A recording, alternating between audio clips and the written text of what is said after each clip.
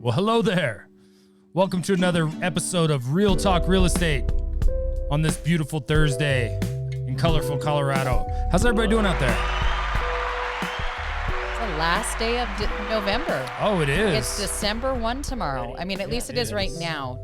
Who knows when you'll be watching it? It'll probably be December by the time you tune in and turn it up. But we are almost to the end of the year. That's right. Season. Tis the season, yes. That's right. Let's talk about, is it the debate of, can you put up holiday lights, everything, Christmas music, everything after Thanksgiving, or do you have to wait till December 1st? Oh, this is good. This is good. I will tell you that, the weather, we had that nice warm spell right before Thanksgiving, and I took full advantage of that, and I was putting my lights up. But I did get some flack from the neighbors across the street who are pretty serious about decorating. And I mean, they have inflatables they have a holiday tree. Yeah, they're the people with the clown in the window. We've talked about them. Yeah. So he was giving Chris a hard time. He was giving me a hard time. You needed to wait until after Thanksgiving. And Chris was like, it's nice. I'm getting up on the roof now. It was kind of funny, though, because he also blamed it on his wife. He said that, his wife was the one who didn't approve of what I was doing. So I think it was kind of a 1-2 punch. A backhanded way to be like, I like how he passed the buck over to his wife, though. Yeah. But either way, neighbors didn't like it. However, what I will say is that I've gotten several compliments, like people coming out of the woodwork talking about how good. Do you have a picture on here? I do, right down here. Talking about how good my house looks. So I'll show you. I'll go ahead and show you. Yeah, let's check that out. Let's see how I did. It looks great. There it is. Oh. It looks There it great. He is. worked really hard. Yeah, He that was made awesome. this tree in the front, and then we got some trees from the neighbors back behind us that he just doesn't use anymore. Yep. And he's got it on a timer. Crushing it. Aside from having like Christmas music playing out there, we're lit up. And Yeah. It's funny that you say that. I can't even believe that you said that because, no joke, the same guy who gave us those trees, he has music. he has he asked us because, one of our neighbors, his wife passed away and he doesn't have the energy to really do Christmas like he used to. And it's pretty sad, actually. So we wanted to honor him. And And his Christmas spirit. And so myself and a couple of neighbors, or at least one other neighbor, our friends, we helped him out, and we took some of his decorations.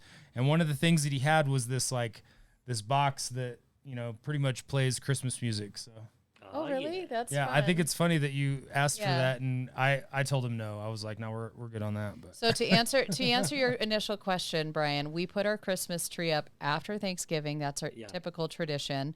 Okay. The elf on the shelf, I don't know if you are familiar with that because your kids are older. Well, and that has nothing to do with us. That, so she that just showed up today. Eve showed up today. Yeah. So she's going to be popping around the house for the next 24 days during the month of December. The girls haven't noticed her yet. And then the Christmas decorations on the exterior of the property were placed on the house prior to Thanksgiving. So we're a little ahead of the game there. Yeah, but I didn't want to put them up until I I didn't know if we were going to get our new roof and like when that was going to be installed because everybody's roofs are getting done in our neighborhood due to the hail damage that we had in July. And it turns out our roofer is so behind that it's going to be January, February by the time they can get out here. Wow. So Shannon was like decorated. I was like decorated. up. I didn't want them to put the lights up if they were going to slap a new roof on the house. That didn't make any sense. After the good money that we spent on. I will say though, I kind of had a couple of, like if you look at this photo, a couple of things kind of changed this year. I used the bigger bulbs, which I'm really a fan of. They look really clean. And I love the clips too. So the clips and the bigger bulbs allowed it to have that perfect spacing, like right around along the ridgeline and all that. And it's just a cleaner look than the mini bulbs. I think the mini bulbs are cool for trees and different things like that. And we used to use the mini bulbs like all around the house. But I really like the clips and the that was kind of a game changer. I actually when we were purchasing clips, I bought way too many. 7 boxes too many. And I have a whole bunch. So I literally, I'm not kidding you. I was like, I I didn't have a cart, which even makes me look more dumb. No bag, no cart. No bag, no cart. He was but I was carrying all these boxes. And the reason is we had the mini bulb. We still have the mini bulbs. This was before I switched to the other bulbs. And I was counting every one of those mini bulbs for a clip.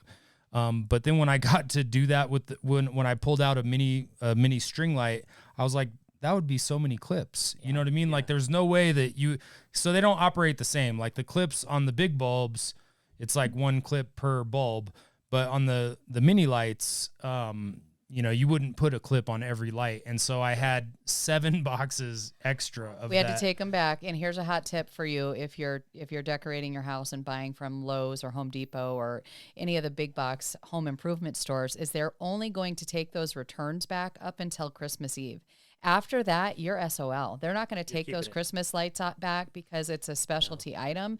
And they have it posted in the return area. They don't have that posted where you purchase it in the holiday area. Wow. Yeah, I was like, thank goodness I'm on the ball and I take my stuff back when I know I need to. But for those people that may have been sitting on something, you need to get it back. Well, especially thinking that, Home Depot usually takes anything back. Not after December 24th. They're not going to. I had no idea. And thank goodness, because we had a strip go out on one side, and it was, it was kind of one of those moments. I was almost having like a Clark Griswold moment where I was like, oh, like what is going on? Like there's no way. Yeah. And I started narrowing it down, and luckily on the other end of that, it was the first strip that I tried. So I was going from strip to strip with power, and I was gonna see which one was out, and it's really weird too because they're LED, so it's not like the old ones where if you had one bulb out, you lose the whole thing. Yeah. So I don't know. We had a bad strip, and Shannon took it back, and I did not know that you have to get those back. They were graceful about it, and that was within nice. The time frame it was too. Within the time frame. But for those people that might not like read between the lines or that fine print. Hot tip: take your stuff back if you're not. Or don't have their reading glasses while they're. That's true too. Did you guys put up a tree, or are you decorating outside? No, Carrie is December 1st is. That's her timeline. The earliest. Oh, she's strict about it. Yep. Yeah, she's like Haley and I. We love Christmas music. We love Christmas decorations, lights, everything in it.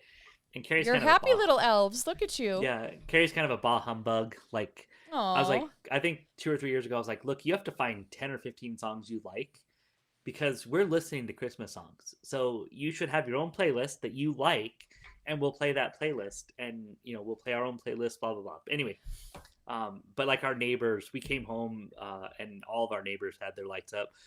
We have a couple elderly neighbors that they have someone comes and does theirs every year, and their house looks. Both those houses look amazing. Speaking of that, we have friends that are working for companies to go install the Christmas lights for you. So maybe you don't want to get on a ladder anymore. You don't want to get on the roof. We can hook you up with people that will decorate your house. And the smart lights are cool. Yeah, it costs a little bit of money, but it looks incredible. Well, it's exponentially more expensive. Exponentially, than like the strips of lights. You know? But they will put it up and take it down. Yeah, they'll put it up and take it down for you. Yeah.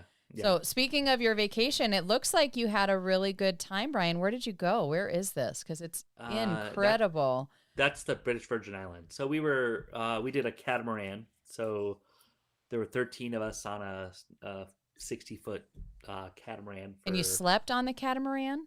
Yep, you sleep on it. Wow. You do everything. So you sail during part of the day, and then you go into shore and.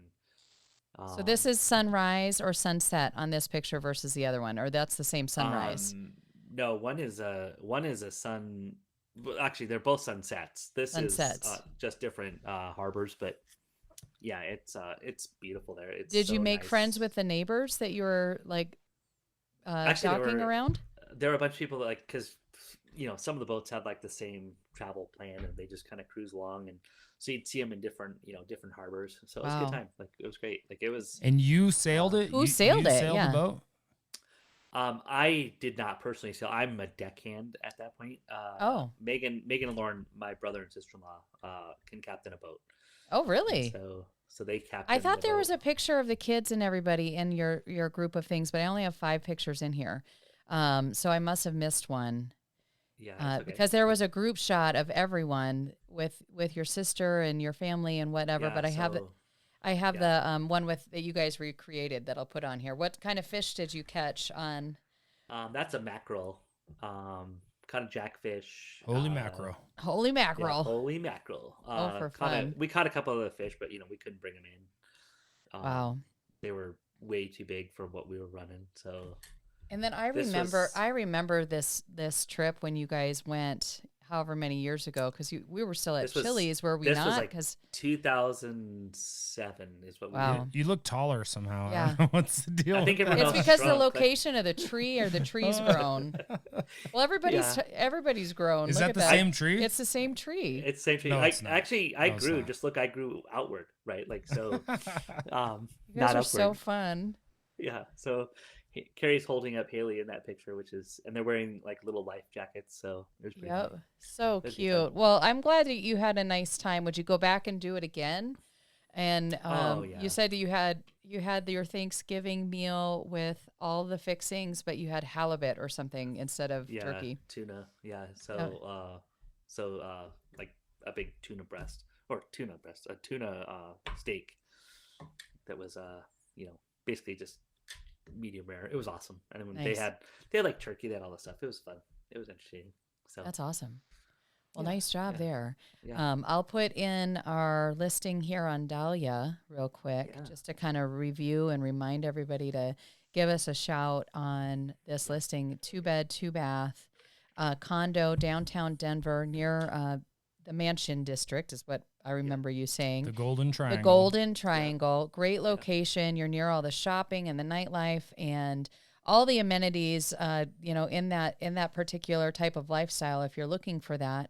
Super cute condo. I don't know if we have an open house coming up, but if we do, we'll be sure to let everyone know. So if you want more information or you want to schedule a tour, give us a call. Let's put the number up there. Oh, look, there it is. 303-578-8056. And then we have this commercial listing up in Glenwood Springs that we talked about last time. Right now we have 3 units currently available for sale that are ranging in different sizes and have different uses. So if you have questions on that, you can either reach out to Stephanie or Brian or call the 303 number there. We'll get you in touch with the right person. So if you have questions on any of that.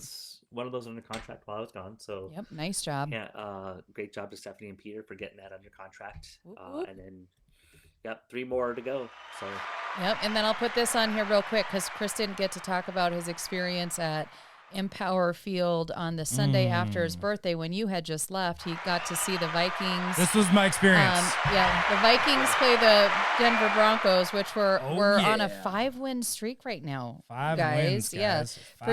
Pretty incredible. So the seats were awesome. So thank you, Brian, for hooking that up because they were great. Kareth and her family. Yep. Yeah. Shout out to them. They always take great care of us. Yep. Incredible seats.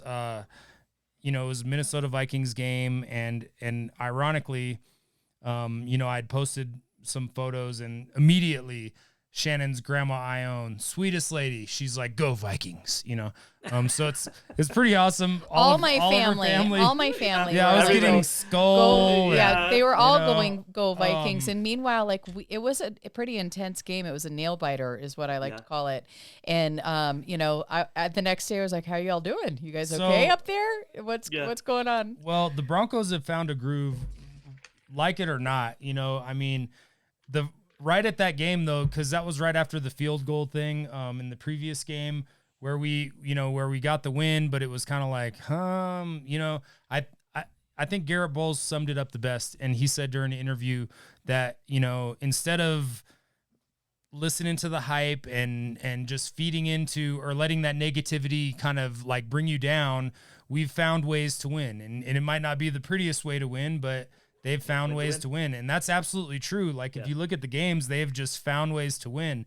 And it's just super exciting and refreshing as a Broncos fan, because it just reminds me of the golden days, and I don't know. They're looking good. The coach is doing his job. I really have faith. Russ is getting in his groove. The fact that we could potentially, after 5 losses, like in the beginning of the season, that we have a shot at going to the playoffs is incredible. I mean, that says a lot, about the team. So Yes. And can we just mention that Colts are the 7th seed right now? Can we just? Well, look at that. Yeah, man. Yeah. Boom, boom. Yeah.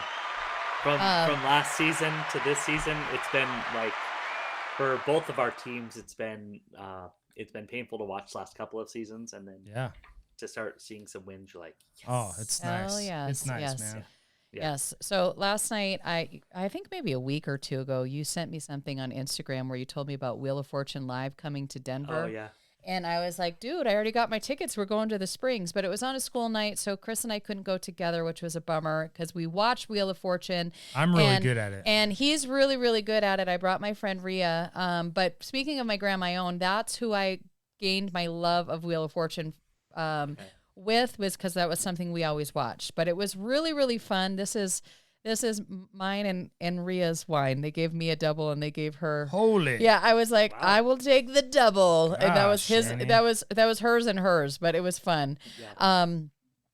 So anyway, it's not actually. Was she on the show? No. So they do like a random selection where you have to submit your registration when you get there. They give you a link and you go through a Google form.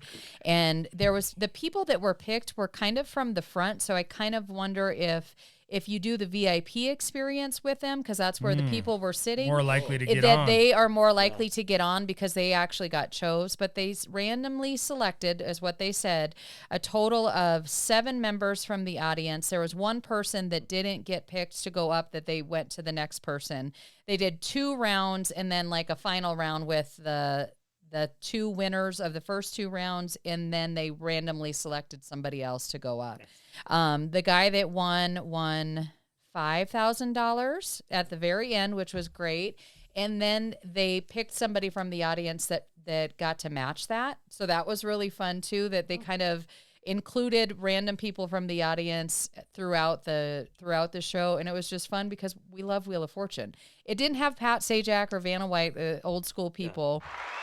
But they still did a really good job of like bringing the Wheel of Fortune experience to the Pikes Peak Center, and I would definitely go again. It was a lot of fun. Awesome. Yeah. Nice. So, nicely done. if you get the chance to go do it. And this is the fun little. Have you ever been duck hunting, Brian? Do you like to duck hunt? I have not duck hunted. You see these little ducks? Yeah. Yeah, they were randomly placed around my house from our friend Anna. On Thanksgiving. And when I say randomly, they are everywhere. I am finding ducks still, and those are the ones that Shannon just took the photo of, or ones that Avery has collected. But I honestly, it's a little creepy. I get it. What's the duck? It was a joke. What the duck? And I understand but when I when I'm like going to the bathroom and then I look up and there's a duck right there, or it became. This is kind of Anna to the T. It became they're very scary, almost. There's ducks like watching us. Literally, just in the house. like this music. It was like, I was walking around like, there's a duck. And she kept on disappearing on Thanksgiving when she was here, but I thought that she was just like checking on the girls or doing whatever. She was doing this covert operation to duck our house. So don't leave Anna alone. When Anna and I were we were all at Chili's, right? And Tiffany kept bringing in Peeps and leaving them in the office. So Anna and I would go find the Peeps every day, and we would smash them into something. So and then we would send her pictures throughout the day of her Peeps being smashed. So do you know what Avery told us one time? And I've never tried it, but I think it would be awesome. But I guess if you put them in the microwave, they explode. They get large they or get something. Big. I don't know. The Peeps. But if you do something like if you put it in the microwave, so if you get one of those, see what happens if you put it in the microwave for a few seconds. They're not my favorite thing. We definitely get them because they're Carrie's favorite thing. That's funny. She loves the Peeps. Peeps. Loves the Peeps. That's good to know. Loves Peeps. Did she ever? Okay, then let me ask you this. There was and they're not Peeps, so she would have to. I'm going on the fact that she likes marshmallows. Does she like marshmallows? Yeah. Yes. Okay. Yes. So there was these Rocky Road, and they were limited edition, and they were at Sam's Club, and they were like these chocolates, and we usually get these salted caramel ones. We give them to people for Christmas and stuff that are really good, but they had these limited edition ones that were a Rocky Road, and oh my God, they were the best ever. They sound good. So good. So good. So moral of the story, if Anna's at your house ever, just keep your eyes on her. She's going to throw some ducks. Or she asks you if you like to go duck hunting. If she asks you randomly if you like to go duck hunting, and you're like, yeah, I thought she was talking about my beard. Yeah, like, what are you talking about? So anyway, anywho, that's a long-winded catch up. I like Catch up. Well, I thought we were going to talk about real estate, the market, and we should take a few minutes. We do have a few minutes to kind of, do some real talk, like literally. Real talk.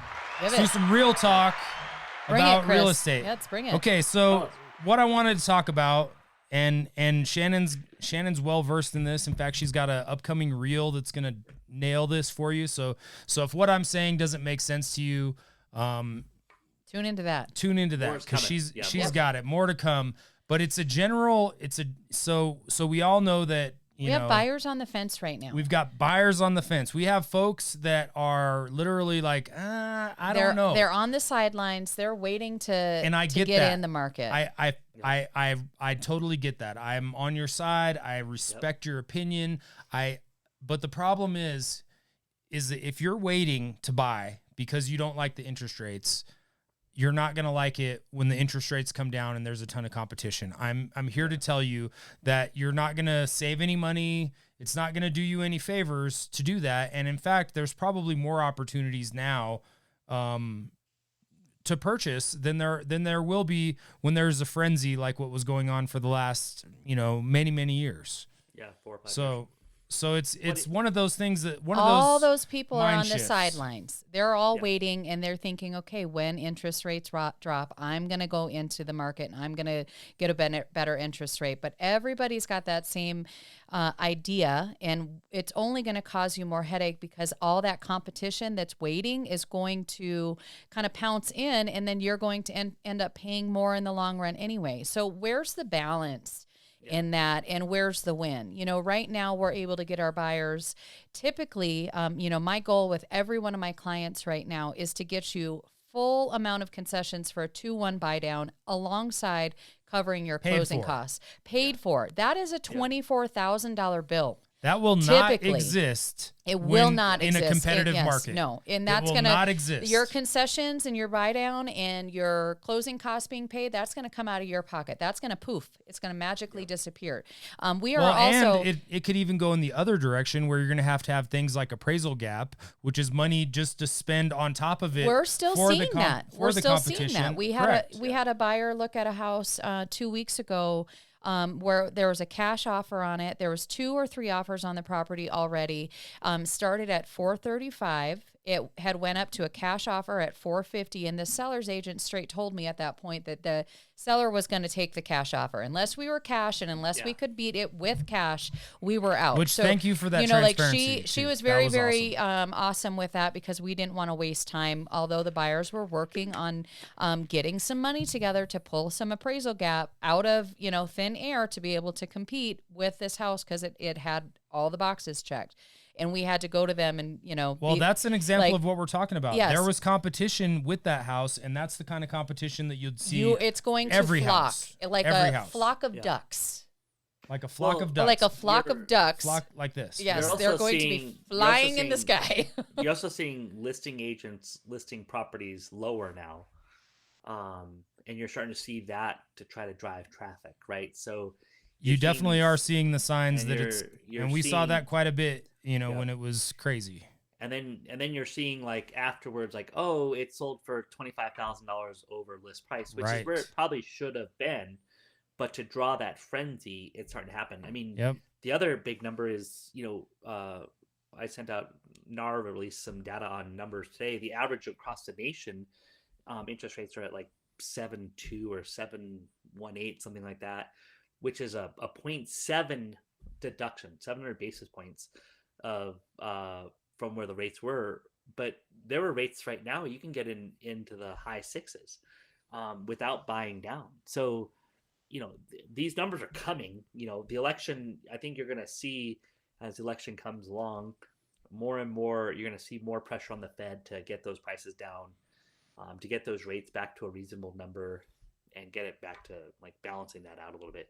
Because there are so many people sitting on the sidelines right now. They're just waiting. Really, well, we're twiddling our thumbs watching, and it's gonna get painful, guys. You're not only going to be in competition. Be the hard part. Well, it's going to be twofold. You're going to have the competition from the other buyers that are on the sidelines, just like you, that have the same idea, which is very common. That's why we're talking about it, because we hear all the time, literally, like, I don't know. And so you're going to have all those same people who are in the same boat as you that are now ready to buy because they're like, oh, this is my opportunity. I better seize it.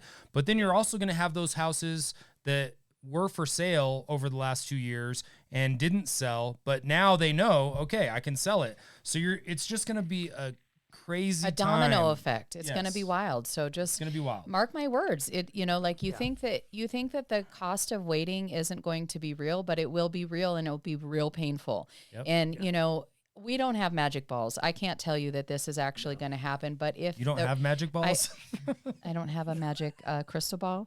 No, I have no magic balls, guys. I'm sorry. Today I do not. It was just funny. I'm sorry. I said that out loud. Okay, back on track. Back to the ducks. We have friends and clients that have waited for over 4 or 5 years, and I can think of a couple people off the top of my head that have waited 4 and 5 years to buy, and they're waiting for that. They were waiting for the market to crash. They're waiting for things to calm down, all that stuff, and then the rates went up and everything and they're like, now I'm waiting for the market to crash. Yeah. 5 years ago, if they would have bought the house, with the 2% interest rate, even whatever that was, those houses have gone up 15, 20%. Well, and let's be real about the market crash too, right? It's not going to happen. Like there's just not, the demand is too high. So regardless of how bad they keep the interest rates and whatever the government tries to do to our economy, it's not going to happen like that. So if you are waiting for the market to crash, you'll likely be waiting for, forever. There are markets that are crashing. There are markets that are having a tough time. And most of those markets are seeing like repercussions of crime. They're seeing repercussions of homelessness. They're seeing other pieces, jobs pulling out, things like that. You are seeing that happening. But it's market to market. That is not happening in the Denver metro area. So right. Yep, or the Springs here. We're cranking. So there's a lot to be said around all of that. It's just food for thought. I want everybody to kind of sit and chew on it and think about that, because like we said, the cost of waiting is real. It's just it will cost you. And if it costs you, so if you're waiting because of the interest rate, you're likely going to pay more on the house anyway, because the prices are going to go up. So where's the balance in that? So it's no really balance. it's not. The time to buy is when you can and when you can afford it. Yep, when you're ready. When you're ready. Yeah. And obviously we're advocates for home ownership. There's no greater way or faster way to build wealth, generational wealth, than the real estate market. But if you're like, and there's another one, I keep thinking of all these things, these one-liners that we have about it, like, the time to buy is when you're approved, or when you can afford it. And then the one that you always say too, which is, you're dating the rate, you're married to the house. Well, so. And my favorite right now is you could pay your own mortgage or your landlord's. I mean, somebody's going to win on that. And it's a cost. Well, and what's the interest rate on that? We already know. 100%. Yeah, we already know. Yeah. So it's not. You're not getting anything.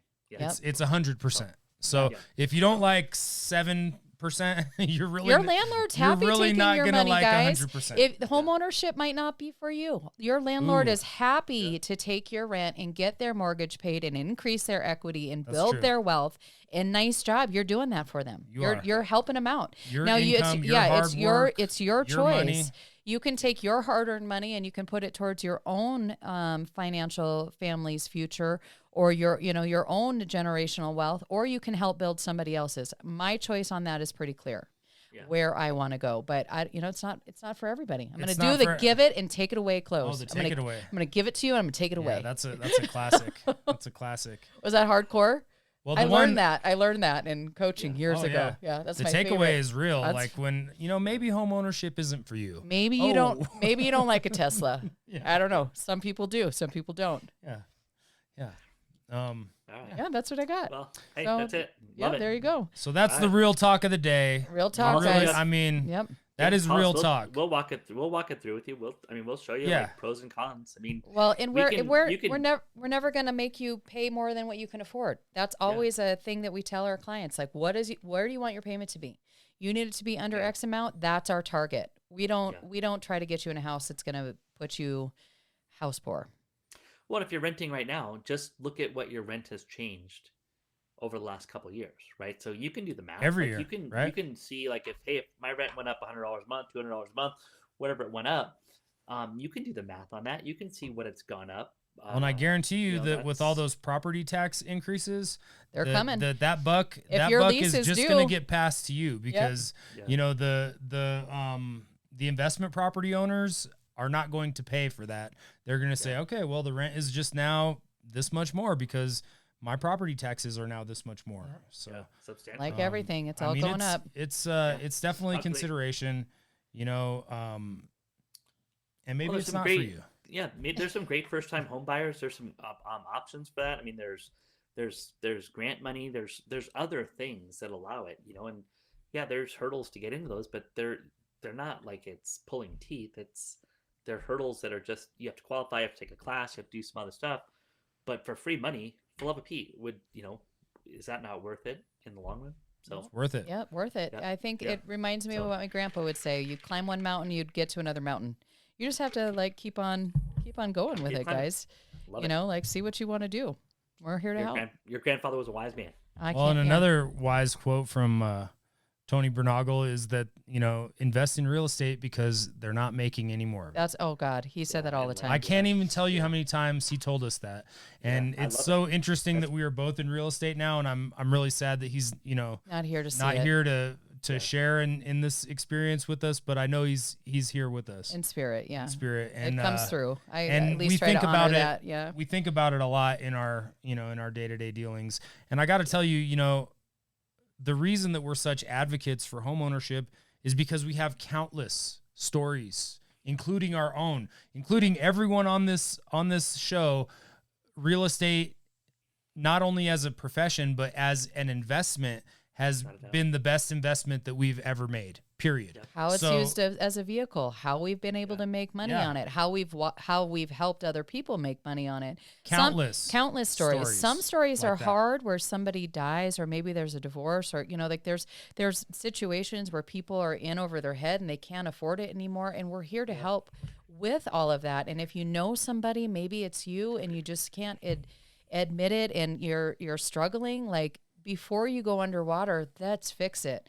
That's probably a really harsh reality for a lot of people right now too, because they got into something they couldn't afford, and maybe their financial situation changed with their family, or what have you, where they lost an income. There's so many different scenarios that we've kind of cross paths with over the last couple of years, and that's a hard thing to admit and a tough pill to swallow too. So if that is somebody that but you just need a good coach in your corner. We are here to help you get out of it, and because you do have options. Help you walk away with some money, and I liked what Carla said in one of the classes that I took recently. One of the lender partners that we have, she said, "We will make you whole.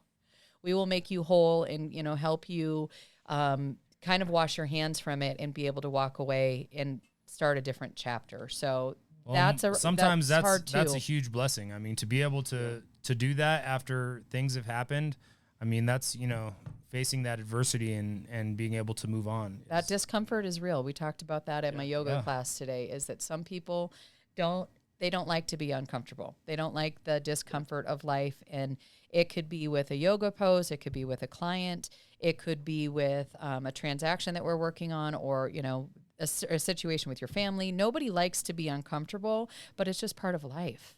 We have to like rise above that adversity. So we're here. That's all I know. That's it. All right. Let's wrap it. We talked too long, guys.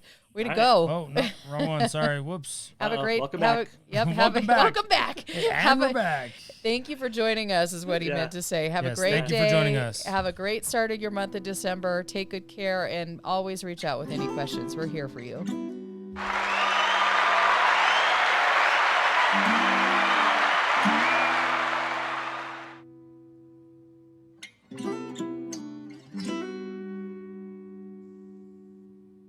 you.